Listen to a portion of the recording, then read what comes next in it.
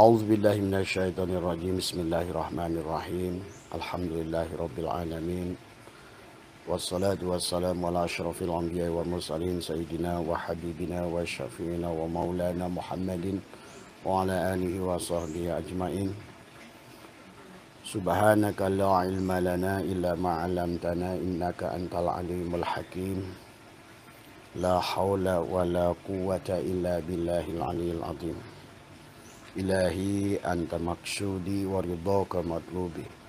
A'tini mahabbataka wa ma'rifataka. Selamat siang sahabat Nusantara yang insyaallah dimuliakan oleh Allah. Selamat siang sahabat PWI LS dimanapun berada. Dan selamat siang sahabat Nahdiyin. Selamat siang sahabat dimanapun berada. Alhamdulillah wa syukrillah pada hari Jumat yang penuh berkah ini. Semoga hari ini betul-betul kita bisa jam'u ya. Dhahiran wa batinan, mencapai kebahagiaan dhahir dan batin untuk kita melanjutkan perjalanan di alam dunia adalah sebagai khalifah Allah. Terus menebar kebaikan, menebar kasih sayang, menebar manfaat ya, apapun posisi kita dalam kehidupan ini. Pada siang hari ini sahabat, Abah mendapatkan video yang sangat menarik ya dari teman yang berkaitan dengan pidatonya Gus Yahya. Abah selalu mengapresiasi apapun, sekecil apapun ya, apa yang disampaikan oleh seseorang yang memiliki kedudukan yang tinggi di Republik ini, wabil khusus adalah di dalam ormas pengurus besar Nahdlatul Ulama, adalah sesuatu yang sangat baik ya sahabat. Maka Abang ucapkan bravo kepada Gus Yahya yang telah berpidato ya, walaupun barangkali tidak seperti yang kita harapkan, tapi minimal sahabat, sekecil apapun ya, kita sudah melihat sebetulnya dalamnya hati Gus Yahya adalah juga sangat mencintai kesetaraan ya. Dalam pidatonya beliau sahabat, Gus Yahya menyampaikan bahwa tidak ada bedanya antara satu suku dengan suku yang lain.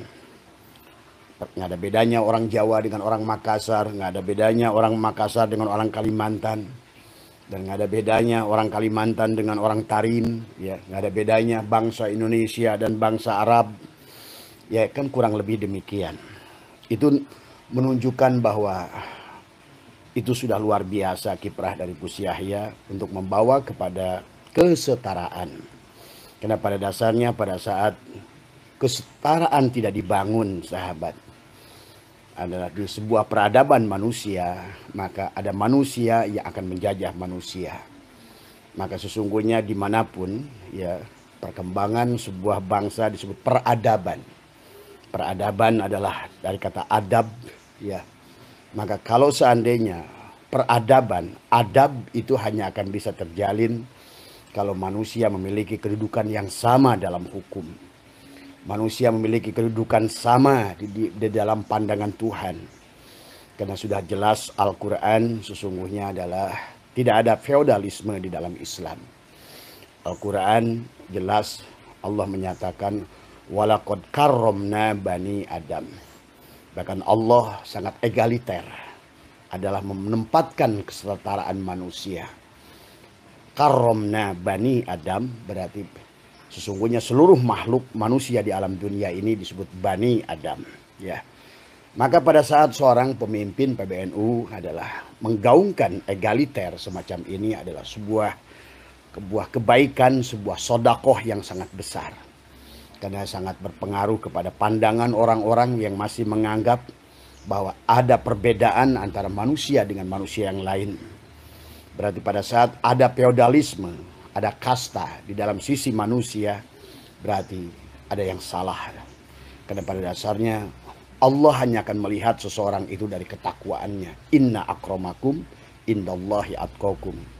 Yang mulia di sisi Allah itu adalah yang paling bertakwa ya sahabat.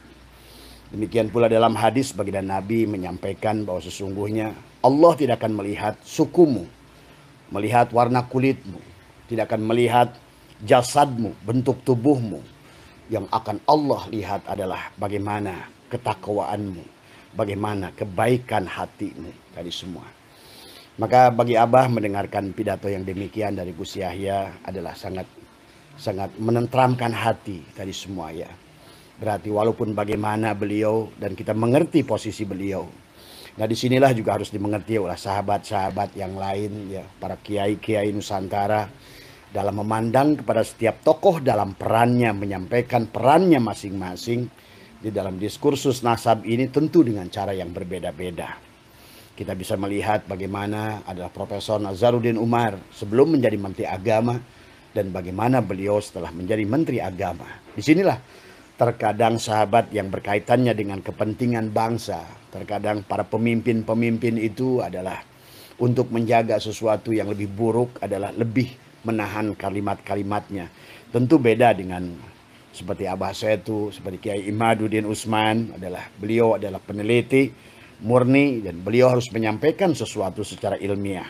Dr. Sugeng harus menyampaikan segala sesuatu secara ilmiah. Demikian pula adalah Kiai Nur Ihya, Gus Jazuli, semuanya menyampaikan sesuatu. Tentu berbeda dengan Gus Yahya. Tapi minimal walaupun sudah mendengar dengan perkataan yang demikian bagi Abah luar biasa. Terima kasih Gus Yahya. Itu sudah menunjukkan bahwa kalau seseorang itu sudah memandang, perlunya memandang setiap orang dalam kesetaraan, artinya bahwa insya Allah itu sudah baik sesungguhnya tadi. Nah, dan demikian pula yang kedua sahabat ya, juga kita mendengar belakangan ini adalah Pak Rizik Syihab sudah mulai lempar handuk tadi semua ya. Dengan perkataannya yang beliau mengatakan yang mengimani mereka, yang percaya mereka sebagai duriat Nabi ya silahkan. Yang tidak percaya bahwa mereka sebagai duriat Nabi ya silahkan. Nah inilah kan sudah mulai bahwa tendensinya sudah mulai baik juga sama. Pak Rizik Syihab juga sudah mulai memandang memang tidak bisa dipaksakan tadi semua. Zaman Nabi saja tadi semua ada yang iman pada Nabi. Bahkan saudara-saudaranya Nabi, Abu Jahal, Abu Lahab, tadi semua tidak iman kepada Nabi tadi semua. Jadi biasakan oleh kita adalah dalam perbedaan. Jadikan perbedaan adalah rahmat. Jadikan perbedaan adalah alat buat kita untuk belajar mempertajam naluri keilmuan kita.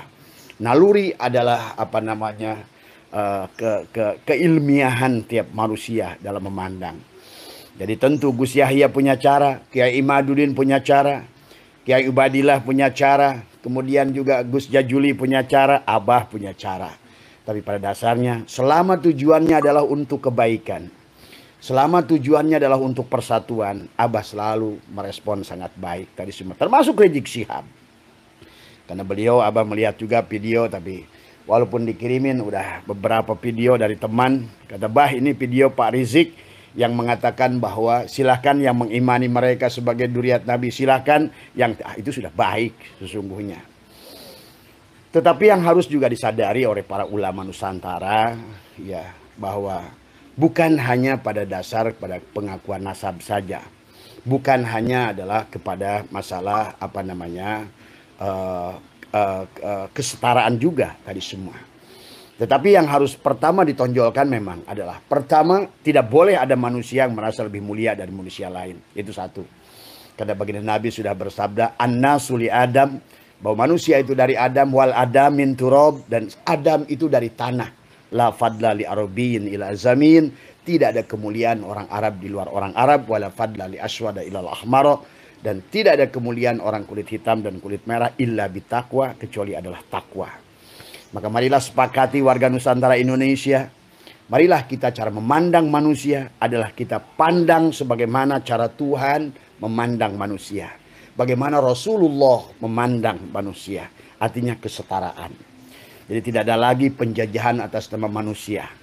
Nah ini harus diluruskan tetap tadi gitu kan tadi. Yang kedua yang harus diluruskan adalah tentang tentu saja adalah kaidah-kaidah keilmuan ya, yang kita sudah sepaham dari awal bahwa sesungguhnya apa baik torikot yang dibawa oleh Lutfi bin Yahya, yang torikot yang sekarang yang beliau membangun Jatma Aswaja ya, juga adalah harus diluruskan karena juga tidak sejalan dengan torikot Wali Songo yang ada di Indonesia, torikot Ahli Sunnah wal Jamaah yang dibangun di Nusantara.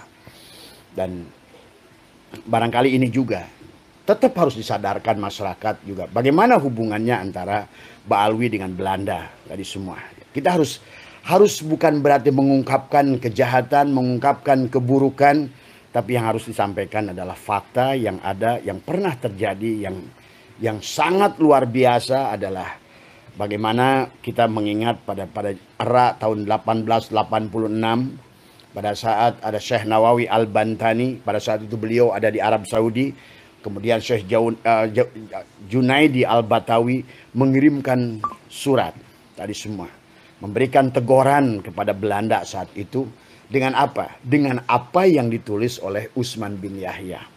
Kan ini sudah jelas, ini juga tidak boleh ditutupi oleh kita. Ini bagian dari sejarah supaya rakyat kita, supaya anak-anak kita, anak-anak sekolah kita, mahasiswa kita pun paham bahwa sesungguhnya ini bukan hanya diskursus nasab, tetapi sesungguhnya ada kaitannya dengan kolonialisme, penjajahan satu bangsa kepada bangsa yang lain. Yang kemudian barangkali kalau kita melihat kronologisnya sahabat, ini bangsa Yaman ini masih merasa menjajah Nusantara. Kan tidak sedikit dari video mereka pengakuan kepada Nusantara, pengakuan bahwa Nusantara adalah milik Tarim, pengakuan Jawa Barat milik Habib. Ini yang harus diluruskan, dan ini juga harus disadari oleh Rizik Syihab, Robito Alawiyah, dan teman-teman yang lain. Coba kalau kalian ingin kita bersatu di Nusantara ini, ayo kita menjadi warga negara Indonesia yang baik.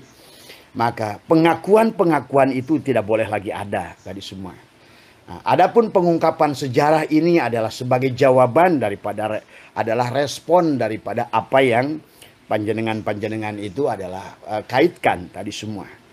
Bagaimana pada zaman tahun 1886 Syekh Nawawi Al-Bantani, Junaidi Al-Batawi adalah protes, adalah kenapa? Dari kitabnya siapa? Utsman bin Yahya, Manhajul Istiqomah Fid-Dini Wassalamah, adalah penegasan daripada bagaimana dan terlebih lagi belum lama terbongkar lagi sebuah ada manuskrip yang menyatakan surat diam-diamnya adalah daripada siapa Habib bin Yahya tadi semua, Utsman bin Yahya kepada Gubernur Jenderal Belanda, yang dikirimkan lewat Snokhorgronya tadi semua ya, yang ditulis dalam bahasa Arab, yang menyatakan bahwa telah terjadi protes dua orang ulama besar tadi semua.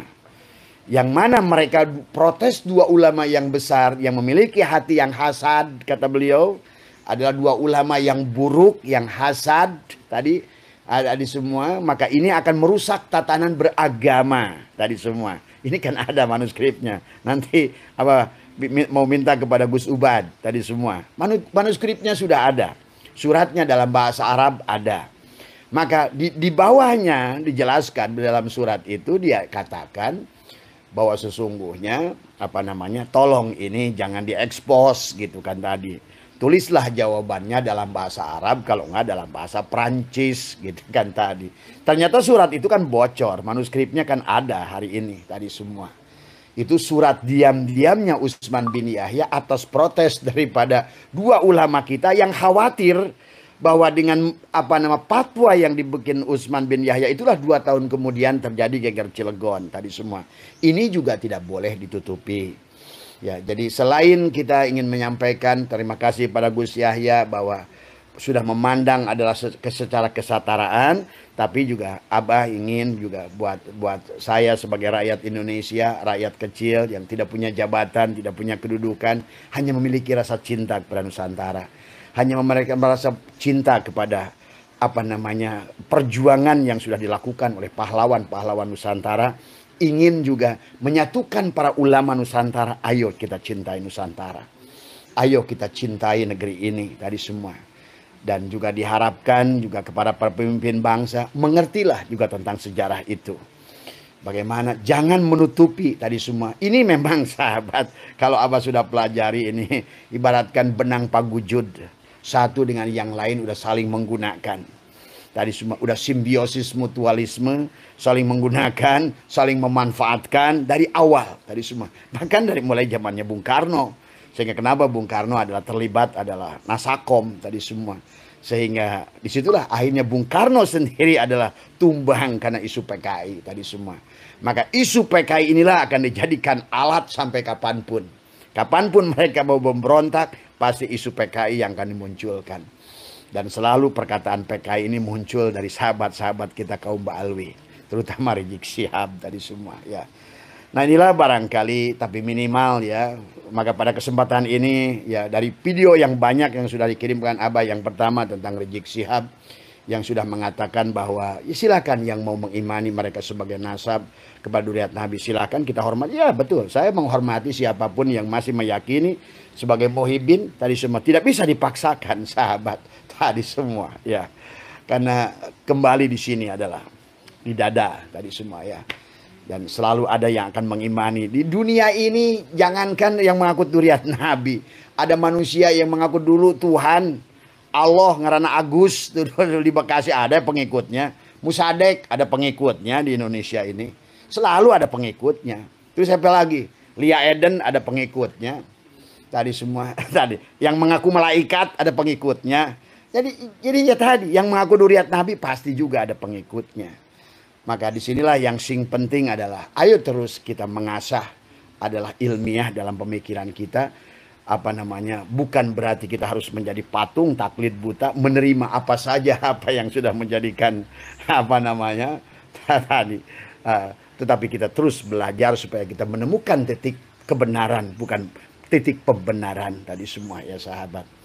Jadi sekali lagi hormat Abah kepada Gus Yahya, sekali lagi ya, walaupun sudah sebegitu udah bagus lah sebagai ketua PBNU, minimal sudah menyampaikan bahwa kesetaraan antara suku-suku di Nusantara, antara kesetaraan antara bangsa-bangsa di dunia, nah inilah sudah baik tadi semua. Minimal sudah mengembalikan perkara itu pada Al-Quran, karena Allah tidak memandang manusia itu ada berbeda satu sama lain. Walaqad karramna bani Adam. Dan baginda Nabi sudah bersabda, la fadla li arabiyyin ila azamin. Tidak ada kemuliaan orang Arab dari luar Arab. Marilah kita duduk sama rendah, berdiri sama tinggi, dan marilah kita dalam diskursus nasab ini kembali dengan ilmiah. Tadi semua yang masing-masing punya keahlian, fas'alu ahla dzikri in kuntum la ta'lamun. Tadi semua yang ahli apa namanya rijalul hadis, insyaallah ada Kiai Alawi. Ada ahli apa namanya juga rijalul hadis dan sejarah, ada Gus Abbas. Ada ahli adalah apa namanya segala ilmu adalah termasuk ilmu nasab kayak Imaduddin Usman tadi semua. Ada juga ahli dalam meneliti dalam segala, ada Kiai Nur Ihya tadi semua. Ada juga anak muda yang cerdas, Gus Jajuli tadi semua. Semua punya porsinya masing-masing. Kiai Ubadillah punya porsinya. Tadi semua masing-masing. Kiai Rahmat punya porsinya. Silahkan berjalan dengan porsinya masing-masing. Tapi sing penting jangan diam tadi semua. Dan jangan juga membuat keributan tadi semua.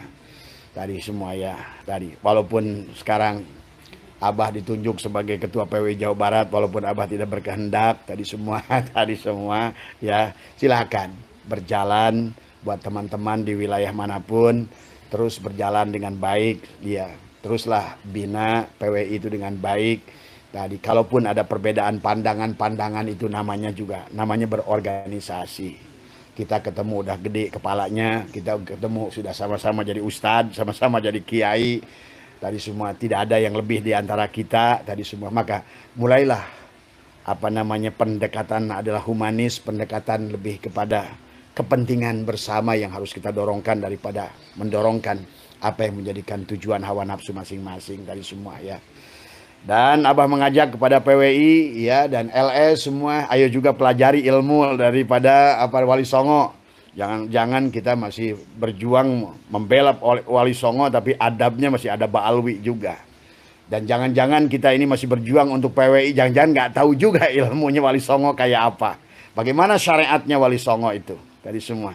Nah ini kalau Abah sudah menemukan tadi semua.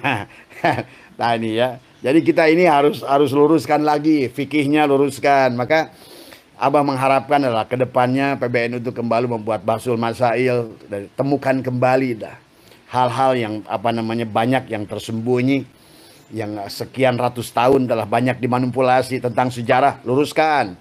Ahli sejarah, mumpung ada ahlinya, Profesor Anhar Gonggong, kembalikan semuanya, fas'alu ahla dzikri in kuntum la ta'lamun. Dalam urusan sejarah sahabat, sehebat-hebatnya Kiai Imad tidak bisa mengalahkan Profesor Anhar Gonggong tadi semua. Dalam urusan ilmu filologi, sehebat-hebatnya Kiai Imad, sehebat-hebatnya Kiai Profesor Anhar Gonggong, tidak bisa melebihi Profesor Mas Hanim Ali tadi semua.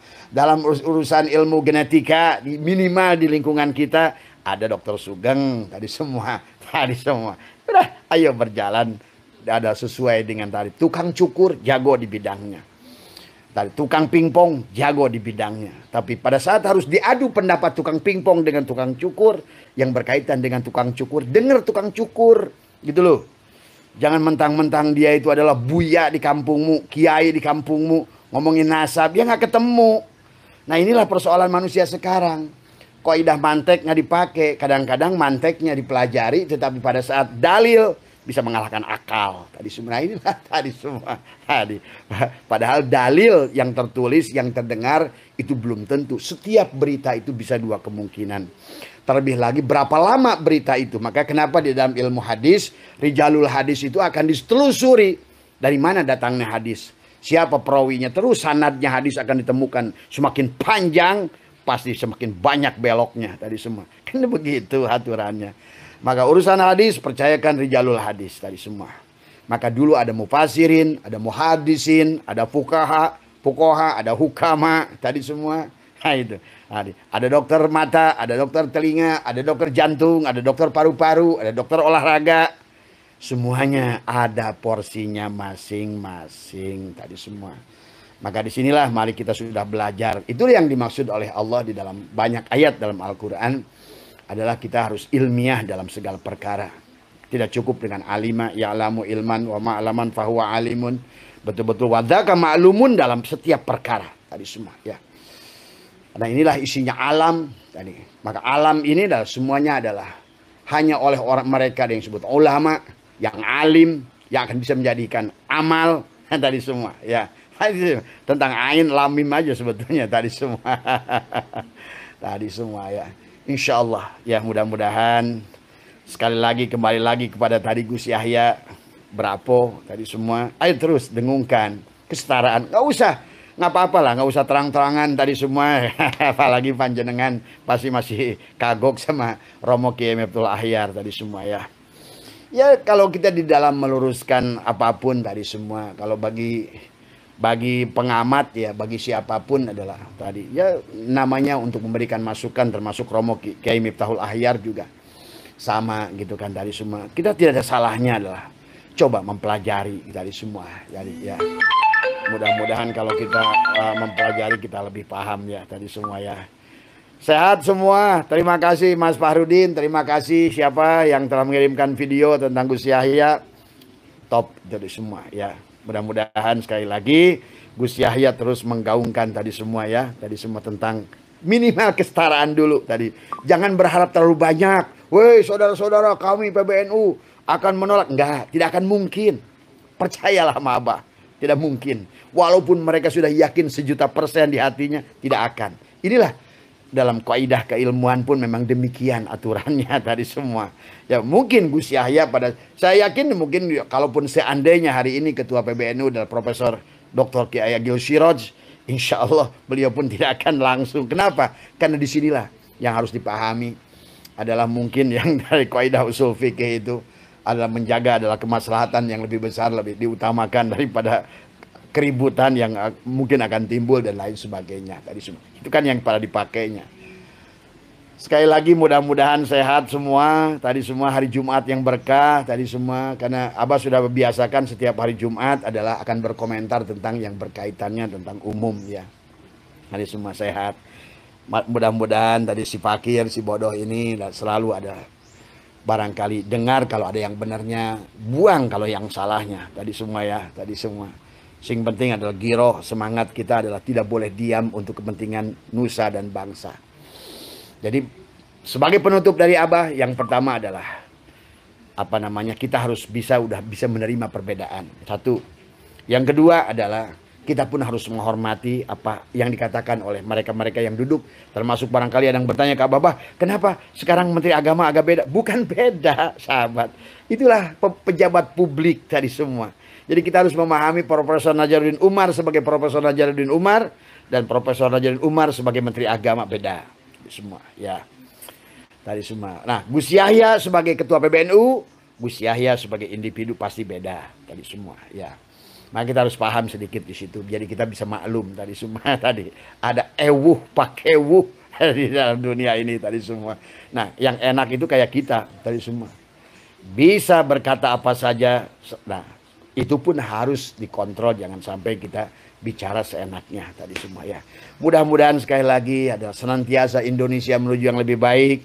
Pak Prabowo membutuhkan orang-orang yang adalah untuk bersatu di bangsa ini.